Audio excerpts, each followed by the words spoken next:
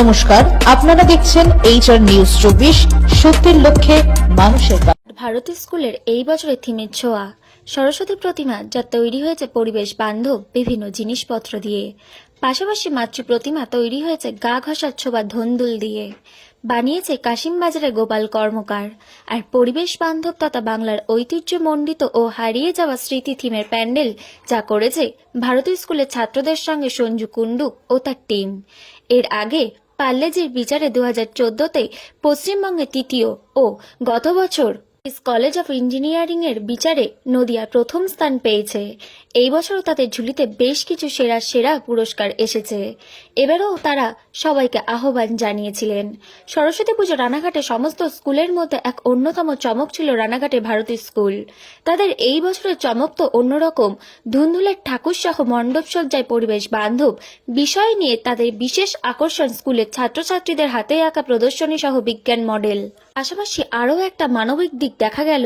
রানাঘাটের যে ছোট্ট বাচ্চা মেয়েটি অস্মিকা দাস, যে বিরল রোগে আক্রান্ত, তার চিকিৎসার খরচের জন্য বহু অর্থের প্রয়োজন, সেই কথা মাথায় রেখে স্কুল কর্তৃপক্ষ সেই বাচ্চাটির জন্য মানবিক উদ্যোগ নিয়েছে।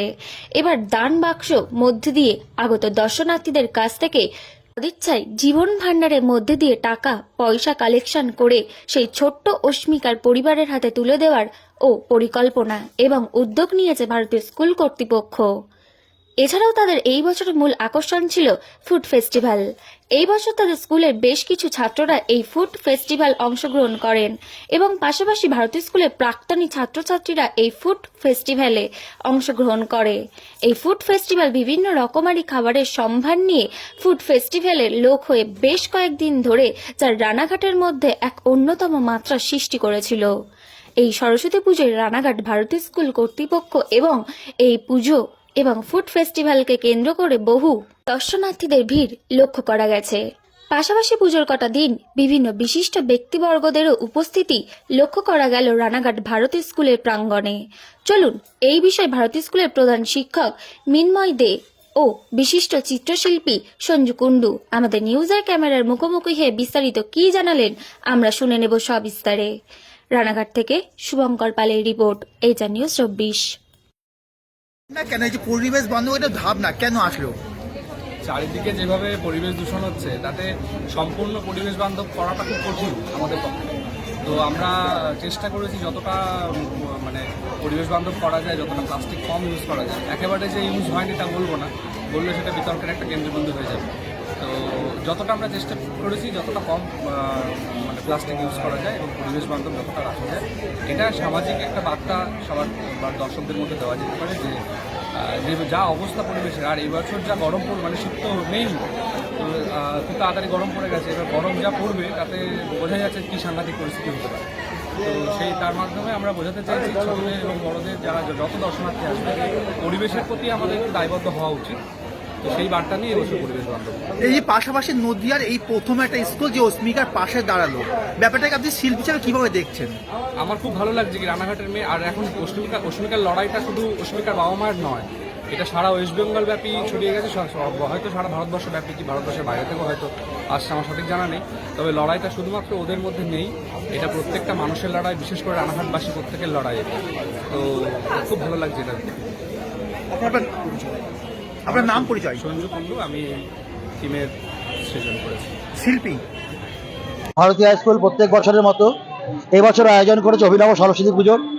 এবার আমাদের ভাবনার মধ্যে যেগুলো রয়েছে, আমাদের প্রয়াসে যেগুলো রয়েছে, সেগুলো হলো ধুন্দুলের তৈরি ঠাকুর।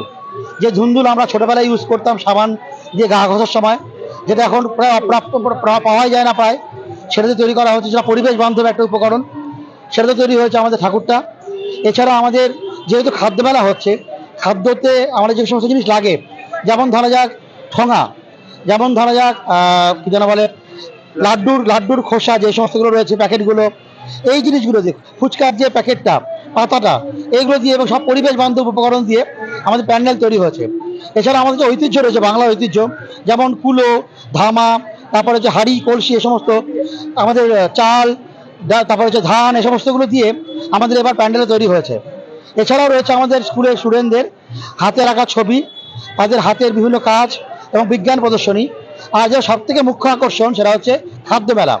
আমাদের স্কুলের ছাত্রছাত্রীরা তাদের গার্জিয়ানদের সঙ্গে করে এবছর হেলদি এবং হাইজেনিক খাদ্য এখানে পরিবেশন করছে খুব অল্প দামে, যারা খুব পকেট ফ্রেন্ডলি এবং সবাই খুব এনজয় করে সেটা খাচ্ছে, সেটা খুব ডেলিশিয়াস এবং খুব হেলদি এবং হাইজেনিক। কতদিন ধরে চলবে এই অনুষ্ঠান? এই অনুষ্ঠান কালকেও চলবে, যেহেতু এবার দুদিন ধরে পুজোটা হচ্ছে ফলে কালকেও পুজোটা হচ্ছে। এটা কি প্রতি বছরই হয়? এই বছর এটা মোটামুটি অনেক বছর ধরে চলছে। গত বছর আমরা নদীর মধ্যে ফার্স্ট হয়েছিলাম, এর আগে প্রায় 7-8 বছর আগে আমরা পশ্চিমবঙ্গে থার্ড হয়েছিলাম। তো আমরা চলছে মোটামুটি অনেক বছর ধরে চলছে, প্রত্যেক বছর পুজো হয়, কিন্তু এরকম এত বড় আয়োজন 3-4 বছর ধরে চলছে আমাদের। আপনার নাম পরিচয়? আমার নাম ডক্টর বিনময় দেব, আমি রানাঘাট ভারতীয় উচ্চ মাধ্যমিক বিদ্যালয়ের HM কাম TIC।